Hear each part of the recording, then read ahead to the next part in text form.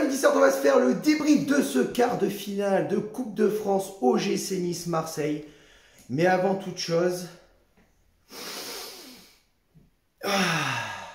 ce soir, branlette. Voilà, c'était tout pour moi, le débrief est terminé. Non, quel match de l'OGC Nice qui essuie un petit peu l'affront qu'on a pu suivre, qu'on a pu subir dimanche dernier face à Clermont, ce match catastrophique. Nice a réussi à se relancer dans ce match de Coupe de France de quart de finale et pourtant c'était très mal parti parce qu'on était plus ou moins mal rentré dans le match, mauvaise entame de match dès le début, dès les premières minutes. Nice faisait, l'impression que j'avais, un petit peu bouffé dans les duels au sol, dans l'engagement avec l'Olympique de Marseille. Et dès la 3e minute, on va se faire cueillir sur une très bonne projection vers l'avant de l'Olympique de Marseille. Ils ont su mettre de la vitesse dans cette action, jouer très vite en une touche de balle. Et malheureusement, le petit Melvin Bard va mettre un CSC, but contre son camp. Alors, est-ce qu'au départ de l'action, il y avait hors-jeu, il n'y avait pas hors-jeu? Quand tu regardes les images, pour moi, au départ de l'action, ben, le Marseillais, et je ne sais plus qui c'était, pour moi, était hors-jeu. Consultation de la VAR, l'arbitre ne va pas consulter la vidéo, donc pas de hors-jeu. Dans ce but, on se fait cueillir à froid. Mais Nice va réussir à plus ou moins récupérer le ballon, à se projeter un peu plus vers l'avant, un peu plus rapidement, à mettre du pressing. Et c'est Amine Gouiri qui va sur un éclair de génie à la 10e minute effacer 2 défenseurs marseillais pour pouvoir égaliser. Le but va être signalé hors jeu, vérifié à la VAR et validé par l'arbitre. Donc un partout au bout de 10 minutes de jeu. L'OGC Nice va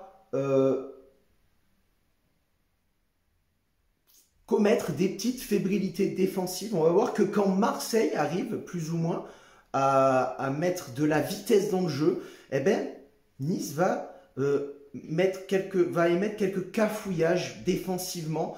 Jean-Claire Todibo va pas rentrer tout de suite dans le match, il va avoir du mal. Melvin Bard aussi va commettre quelques erreurs défensives qui, au final, n'aura rien d'alarmant puisque on ne sera pas sanctionné une deuxième fois par un but marseillais. Et Nice va plutôt s'en sortir bien dans cette première mi-temps. À noter aussi dans cette première mi-temps, beaucoup d'engagement, beaucoup d'intensité, de rythme. Vraiment, les deux équipes se livrent une très forte bataille dans le cœur du jeu. Essayent de mettre beaucoup de vitesse et suite au quart d'heure passé, après le but niçois, l'OGC Nice va s'asseoir un petit peu plus dans le camp marseillais, va avoir sa séquence de possession de jeu, de possession de balle, va mettre beaucoup plus de vitesse, va réussir à se projeter plus rapidement vers l'avant, va réussir à mettre beaucoup de créativité, beaucoup de qualité technique dans le jeu niçois, beaucoup de créativité de la part de Justin Kluivert, de la part de Amine Gouiri qui va permettre à la 29e minute, au départ de l'action déjà, Kluivert qui va décaler sur le côté droit pour un centre qui va être repris de la tête par Justin Kluivert. Nice reprend l'avantage après avoir été mené 1-0 à la 29e minute. Nice va reprendre l'avantage. Nice va mettre un très bon pressing au cœur du jeu, va être dans l'engagement, dans le duel. Vraiment beaucoup de combativité de la part de cette équipe. Très grosse qualité dans cet effectif, très grosse qualité de jeu. Justin Kluivert, clairement homme du match dans ce derby du Sud, ce derby de la Méditerranée face à l'Olympique de Marseille. Nice est bien en place tactiquement. Nice joue bloc bas et ce bloc est très bien en place. La tactique de Galtier, comme face au PSG, comme face ce soir à Marseille, tient bon. Les Niçois ont perdu cette fébrilité défensive qu'ils avaient eu un petit peu en début de match et sont solides. Ils sont très solides. Ils arrivent à mettre en difficulté sur des contres à la perte de balles des joueurs marseillais. Ils arrivent à partir en contre rapidement, à mettre de l'intensité, à trouver les joueurs dans la profondeur. Et Marseille a du mal à se projeter vers l'avant, à être dangereux et à trouver des solutions offensives. Nice rend une très très bonne première mi-temps, une très très bonne copie de cette première mi-temps. Delors qui a fait beaucoup de mal aussi, même si dans la première mi-temps il n'avait pas trop marqué, il a fait beaucoup de mal dans la défense marseillaise, il a pesé dans le jeu niçois, vraiment il a apporté beaucoup. Physiquement, toute l'équipe a fait bloc. Toute l'équipe a été bonne dans la récupération haute pour pouvoir partir en contre, dans la conservation de balles, dans tous ces faits de jeu qui font que Nice, à la mi-temps, mène 2-1. Deuxième mi-temps, on reprend le match très rapidement et de suite, Marseille essaye de revenir au score, essaye d'égaliser. Déjà, première action sur un but hors jeu de Bakankou qui était rentré à la mi-temps pour essayer d'apporter un petit peu plus de solutions offensives du côté marseillais. Le but est signalé hors jeu et là tu te dis que Marseille, à chaque fois qu'ils mettent de la vitesse, Marseille arrive à mettre en difficulté l'OGC Nice. Une deuxième occasion marseillaise détournée in extremis par Bulka en tout début de deuxième mi-temps aussi. C'est là que tu te dis, putain, quand Marseille arrive à jouer, Marseille arrive à porter de la vitesse, arrive à se créer des espaces tout simplement, Marseille peut faire mal encore à l'OGC Nice dans cette deuxième mi-temps. Mais l'OGC Nice va vraiment pas réagir puisqu'on mène 2-1. On mène 2-1 à ce moment-là du jeu et Justin Kluivert va sortir sa masterclass. Cette frappe, ce pétard magnifique qui fait qu'on mène 3-1 dans ce match.